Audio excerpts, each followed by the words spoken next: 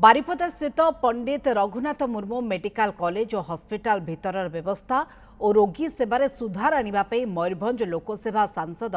नवचरण माझी कठोर आभिमुख्य ग्रहण कर तीन दिन पूर्व हॉस्पिटल परिदर्शन समय अनेक अव्यवस्था देखि सांसद क्षोभ प्रकाश करते एसहित सीडीएमओ डीपीएम और सफेई सुपरभाइजर को तुरंत समस्यार समाधान निर्देश देते यापर हॉस्पिटल चित्र बदलवा आरंभ कर हॉस्पिटल प्रबल गरम जो रोगी और संपर्क छटपट होता बेले सांसदों निर्देश क्रमे तुरंत 42 कूलर प्रदान व्यवस्था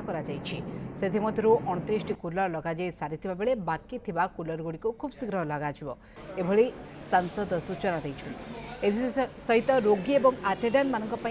ठंडा पानी पीवाई सुविधा वार्ड गुड़िकर सफेई व्यवस्था पूर्व अपेक्षा बहुत स्वच्छ हो सीडीएमओ और संपृक्त विभाग को साधुवाद जनाई साधारण लोके मु 3 दिन पूर्व आसती एटी जो अवस्था मु देखली मु सांगे सांग समस्त को डकैली सीडीएम को डकैली डीपीएम को डकैली आ स्वीपर जो मैंने सब कम कर सुपरभाइजर को डकाई मु सब जिनस कहली एटी अटेंडेंट जो मैंने बसुँच बाहर माने